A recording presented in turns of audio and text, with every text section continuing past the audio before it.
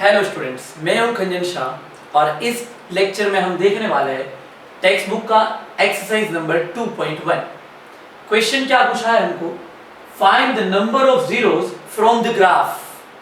हमको यहाँ पे टोटल 6 ग्राफ दिए हैं, पूरी एक्सरसाइज में सिर्फ ये 6 न्यूमेरिकल है। ये 6 ग्राफ हमको दिए हैं और ये 6 ग्राफ के टोटल नंबर ऑफ जीरोस कितने हैं सबका, वो हमें फाइंड करना है। तो नंबर ऑफ जीरोस फाइंड करने का एक सिंपल सा तरीका है, वो तरीका सिर्फ ये है कि कोई भी ग्राफ एक्स एक्सिस को कितनी बार कट कर रहा है या टच कर रहा है, वो तुमको सिर्फ कैलकुलेट करना है। जितनी बार वो कट या टच करता होगा उतने नंबर ऑफ जीरोस उस ग्राफ के हैं। सिंपल सा आंसर लिख देना है। जैसे कि यहां पे देखो, ये एक्स एक्सिस, ये वाई एक्सिस, यहां पे ये ग्राफ हमारा ये है। अब ये जो ग्राफ है हमारा, ये जो ग्राफ है, ये ग्राफ एक्स एक्सिस को कितनी बार कट कर रहा, एक भी बार नहीं कर रहा, क्योंकि एक्स को कट करना मतलब ऐसा होना चाहिए, ये एक भी बार नहीं कर रहा। इसका मतलब इसके नंबर ऑफ जीरो कितने हुए, एक भी नहीं। एक भी नहीं मतलब क्या लिख दूं मैं, जीरो, बराबर एक बार भी कट नहीं हुआ एक्स एक्सिस। यहां पे देखो पता चल जाएगा, यहां पे देखो एक्स एक्सिस कितनी बार कट हुई, वाई चाहे कितनी भी बार कट हो, कोई लेना देना नहीं है हमें, मतलब सिर्फ किससे, एक्स एक्सिस कितनी बार कट हो रही है। तो क्या हुआ, यहाँ पे एक्स एक्सिस सिर्फ एक बार कट हुई, तो इस ग्राफ के नंबर ऑफ जीरोस कितने हुए, 1। बस इतना ही आंसर है और कुछ भी नहीं। यहाँ पे देखो एक्स एक्सिस कितनी बार कट हो रही है ग्राफ में, एक बार, 2 बार, 3 बार, ये हो गया 3। ये तो वाई एक्सिस है, समझ में आ रही है ना बात, ये वाई एक्सिस होती है और ये एक्स एक्सिस होती है, ये वाई एक्सिस होती है और ये एक्स एक्सिस। एक्स एक्सिस जितनी बार भी कट हो उतने नंबर ऑफ जीरोस है, ऐसा लिख देना है। 1 मार्क का क्वेश्चन आएगा, सिर्फ 1 मार्क क्वेश्चन है ये 1 मार्क क्वेश्चन एग्जाम में पूछते हैं। एक ग्राफ दे दिया होता है और बोला होता है कि कितनी बार इंटरसेक्ट करेगा, कितनी बार एक्स एक्सिस पे कट होगा, या फिर कितने इसके जीरोस है। क्लियर, और भी कुछ होगा मैं तुमको बता रहा हूं। फिर यहां पे ये कितनी बार कट हुआ, 1, 2 और 3 बार। क्लियर, उसके बाद यहाँ पे ये कितनी बार कट हो रहा है, 1 और 2, तो इसके नंबर ऑफ जीरोस क्या हो गए, 2 हो गए। फिर यहाँ पे 1, 2, 3 और 4 बार कट हो रहा है, तो नंबर ऑफ जीरोस हो गए 4। यहाँ पे 1 कट सिर्फ एक बार हो रहा है, मैंने तुमको क्या बोला, कट होता है तो भी ठीक, टच होता है तो भी ठीक। यहाँ पे ये टच हो रहा है, बिल्कुल हो रहा है, ये भी टच हो रहा है, मतलब कितनी बार हुआ, 1, 2 एंड 3। तो यहाँ पे नंबर ऑफ जीरोस कितने होंगे, 3 नंबर ऑफ जीरोस होंगे। क्लियर हो गया, ठीक है। तो ये जो एक्सरसाइज है 2.1 चालू होते ही खत्म हो गई, बराबर। पर इसके अंदर दूसरी बात ये ध्यान रखनी है कि मैंने तुमको लास्ट वीडियो लेक्चर में बताया था कि जितने नंबर ऑफ जीरोस होते हैं उस इक्वेशन की उतनी ही डिग्री होती है ना। डिग्री वाला पूरा कॉन्सेप्ट लास्ट वीडियो लेक्चर में देख लिया है, तुम देख लेना वो वीडियो लेक्चर अगर कुछ भी आइडिया नहीं आए तो इसकी डिग्री कितनी होगी, 1। ये जो भी इक्वेशन होगी, ये कौन सी इक्वेशन हो सकती है, लीनियर, बराबर। लीनियर की डिग्री 1 होती है और लीनियर के जीरोस भी कितने होते हैं, 1, तो ये 1 0 है। ये कौन सी इक्वेशन हो सकती है, क्यूबिक, और इसकी डिग्री कितनी होगी, 3, क्योंकि जीरोस 3 है इसीलिए ये क्यूबिक है। समझ में आ जाएगी बात, बिल्कुल क्लियर। ये कौन सी इक्वेशन होगी, क्वाड्रेटिक इक्वेशन होगी, ये क्वाड्रेटिक इक्वेशन होगी। तो ये सारे सिंपल से कॉन्सेप्ट है, ये ध्यान रखना। ये 1 मार्क का क्वेश्चन सिर्फ आ सकता है, बहुत ज्यादा इसके अंदर चर्चा करने की जरूरत नहीं है। हम इसके बाद वाली जो एक्सरसाइज है उसके बारे में चर्चा करते हैं। तो मैं तुमको कुछ एग्जांपल देता हूं।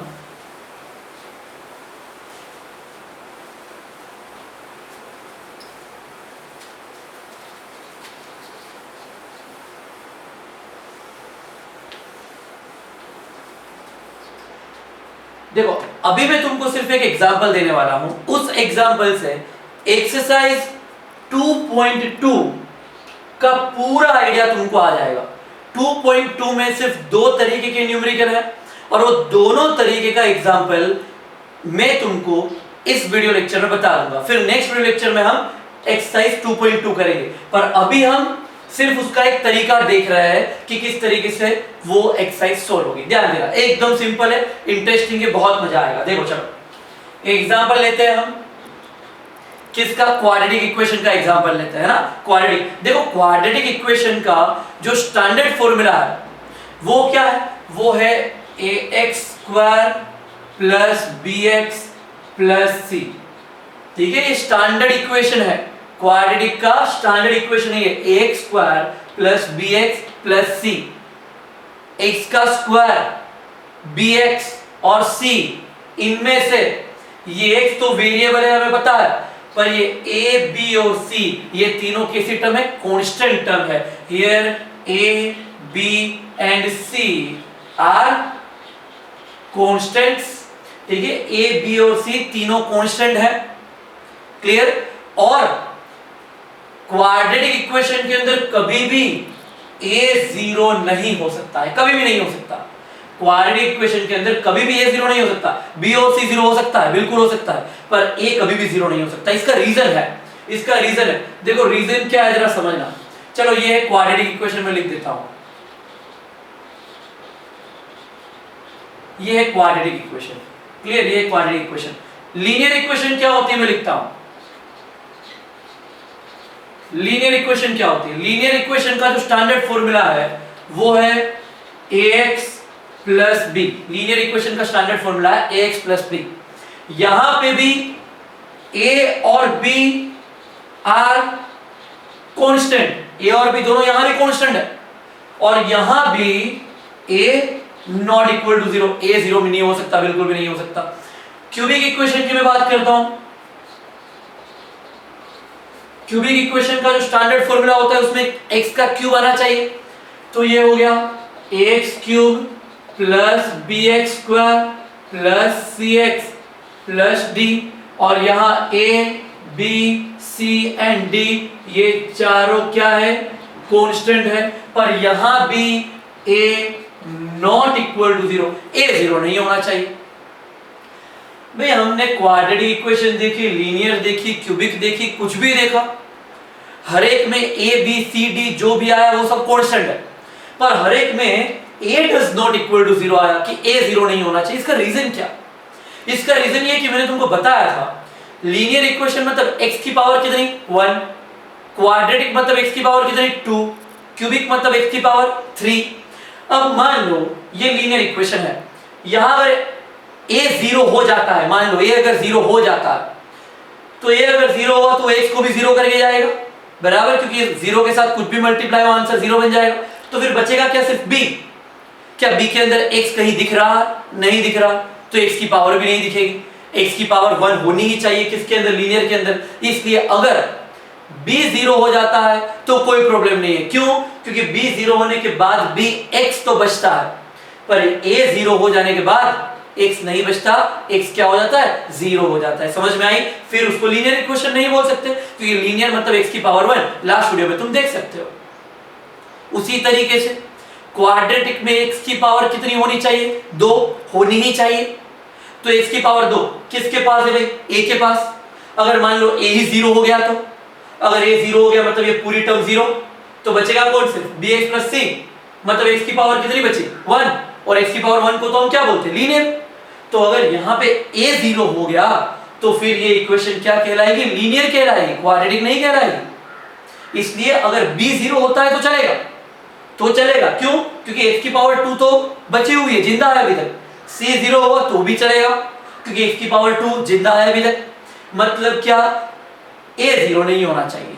अगर a 0 नहीं है तो फिर तो ये क्वाड्रेटिक है ही है, क्योंकि a 0 नहीं है और a 1 है तो x² बच जाएगा, a 2 है तो भी x² बच जाएगा, 3 है तो भी x² बच जाएगा, x की पावर 2 बच जाएगी। समझ में आई बात? उसी तरीके से यहां भी देख लो जरा, यहां भी देख लो, ax³ plus bx² plus cx plus d। यहां भी अगर a 0 हो गया तो ये क्यूब 0 हो जाएगा, तो बचेगा कौन? सिर्फ bx² मतलब x की पावर 2 ही बचेगी।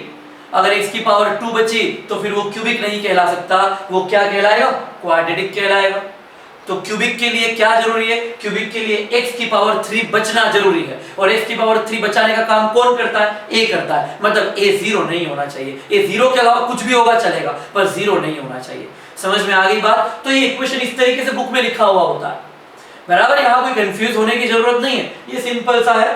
पता चल जाएगा। चलो अब इसको मैं ये एग्जांपल बताया ना इसका, ये a square plus bx plus c, इसका एग्जांपल जैसे ऐसा लिखा हो 2x square plus 3x plus 1, ऐसा अगर लिखा हुआ हो तो इसके अंदर a इक्वल टू क्या कहलाएगा 2, इसके साथ जो कांस्टेंट है वो कहलाएगा a, मतलब a इज इक्वल टू 2, फिर b इज इक्वल टू क्या होगा, तो x के साथ ये x स्क्वायर के साथ जो था वो a हुआ, फिर x के साथ जो है वो b होगा, तो b इज इक्वल टू 3 और c इज इक्वल टू जो कांस्टेंट बचा हुआ है अकेला वो c कहलाएगा, तो c इज इक्वल टू क्या आ गया 1।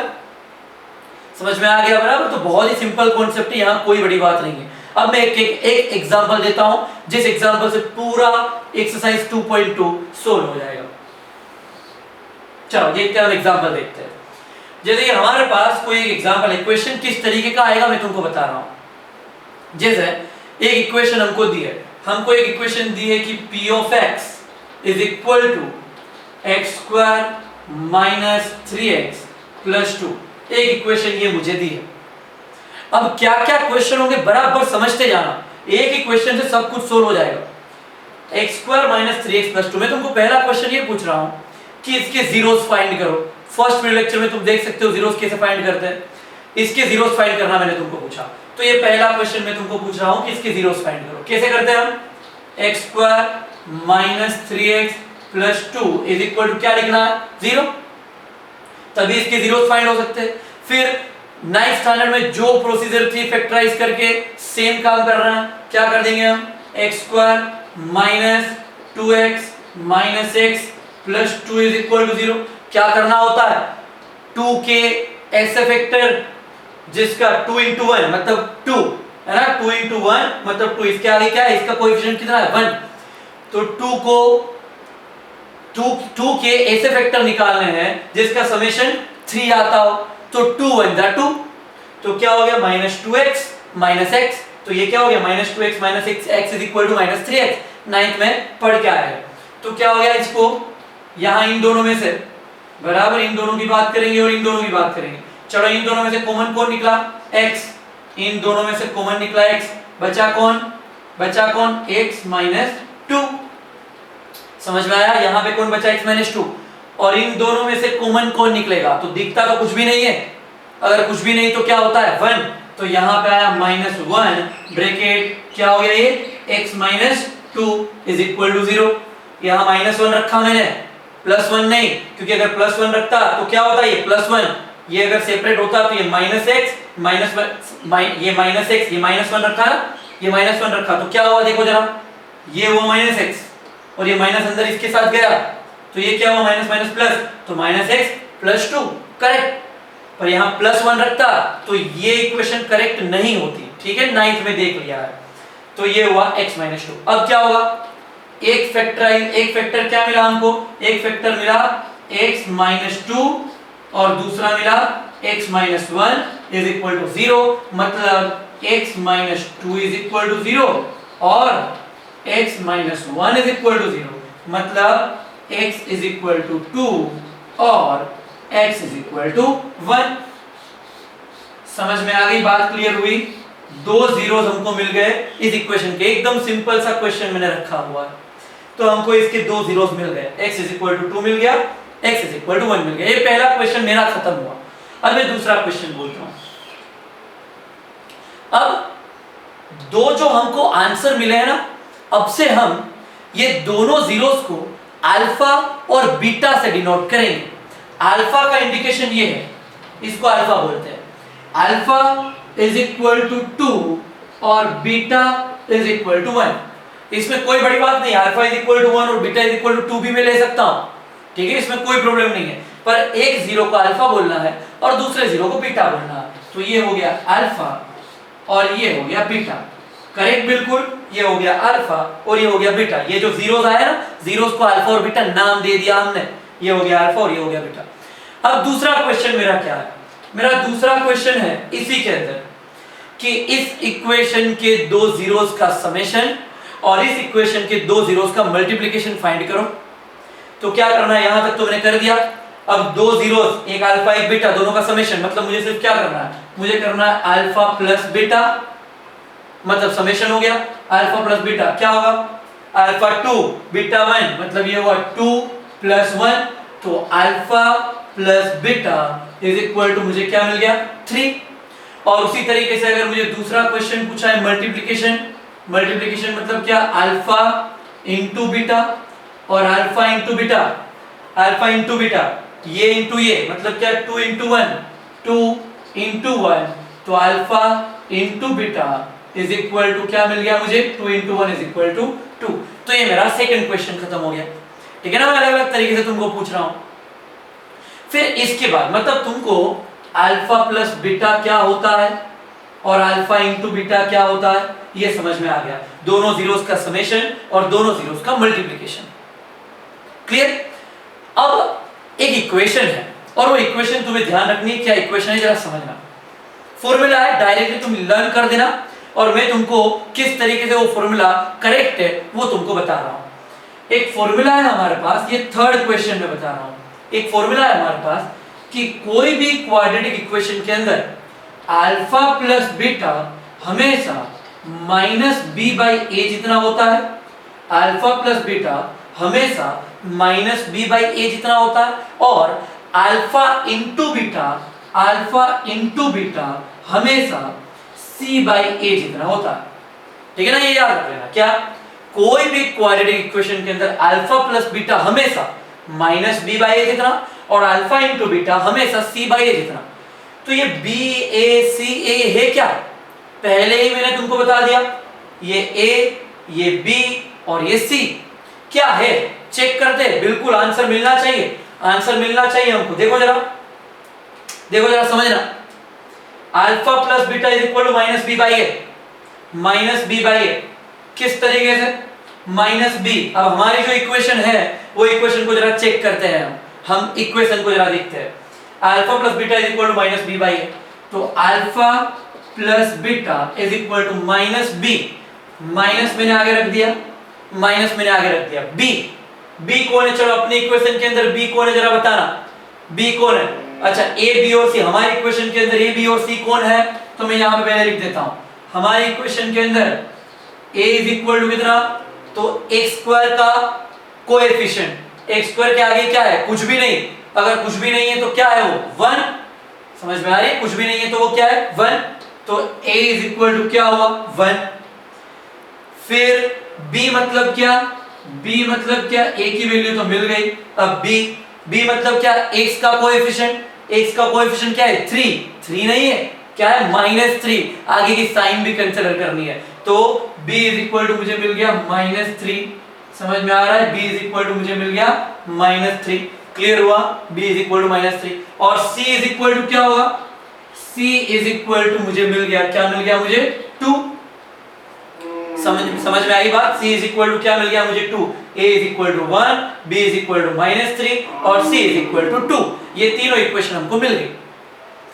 अब ये तीनों वैल्यू हमें मिल गई, अब क्या करना है, इसके साथ वेरीफाई करना, अब हमें इसको इसके साथ वेरीफाई करना है। वेरीफाई किस तरीके से किया जाता है समझते हैं, किस तरीके से वेरीफाई किया जाता है, तो alpha plus beta, alpha plus beta is equal to minus B by a, b कौन है -3, बी कौन है -3 डिवाइड बाई ए कौन है 1, समझ में आया, ए कौन है 1, ये माइनस अंदर गया तो प्लस हो गया, तो इज इक्वल टू आंसर क्या मिला हमको 3, आंसर हमें मिला इसका 3, माइनस माइनस प्लस हो गया और 1 तो रखने की जरूरत नहीं है, क्लियर हुआ, डिनोमिनेटर में 1 रखने की मुझे कोई जरूरत नहीं है, समझ में आ गई बात। उसी तरीके से अल्फा इंटू बीटा क्या होगा, तो जरा चेक करते हैं, अल्फा इंटू बीटा का फॉर्मूला क्या है, c बाई ए, ये है c डिवाइड बाई a, ठीक है, ये है c divide by a, c क्या है, तो c की वैल्यू, c कितना हमारे पास है, c कितना है 2, तो इज इक्वल टू ये आ गया 2